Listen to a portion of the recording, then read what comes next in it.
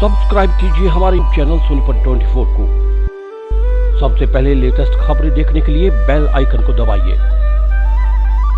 स्वतंत्रता संग्राम सेनानी लाला लाजपत राय की 197वीं जयंती पुरानी अनाज मंडी में बड़े ही उत्साह पूर्वक मनाई गई। भाजपा के वरिष्ठ नेता राजीव जैन ने लाला लाजपत राय की प्रतिमा पर पुष्पांजलि अर्पित करते हुए कहा कि लाला जी का जन्म 28 जनवरी 1865 को पंजाब के फिरोजपुर जिले में हुआ था।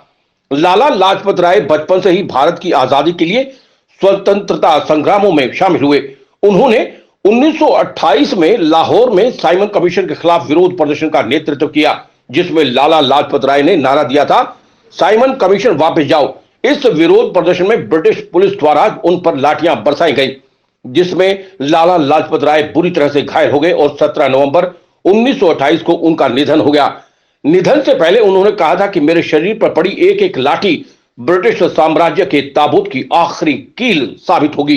लाला जी ने पंजाब नेशनल बैंक और लक्ष्मी बैंक की स्थापना की थी। उन्होंने राजनेता, लेखक और अधिवक्ता के तौर पर देश को अपना अमूल्य योगदान दिया। लाला जी ने अपना जीवन देश की आजादी में न्यौछावर कर दिया।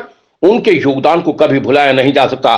सोनीपत 24 के लिए श्याम वशिष्ठ के साथ रमेश कुमार की रिपोर्ट। लाला लाजपत राय जी जो इस देश की स्वतंत्रता आंदोलन में एक महत्वपूर्ण योगदान उन्होंने दिया, अपने जीवन का बलिदान दिया और वो हमारे वैश्य समाज के गौरव थे।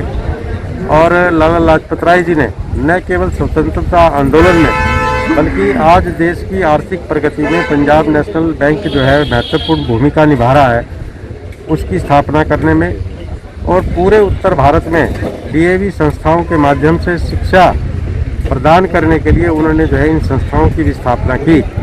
और हम सब का माथा जो है गर्व से ऊंचा हो जाता है जब लाला जी के वो शब्द याद आते हैं, जिसमें उन्होंने कहा था कि मेरी छाती पर पड़ा अंग्रेज़ों की लाठी का एक एक प्रहार जो है अंग्रेज़ों की कफन में कील साबित होगा।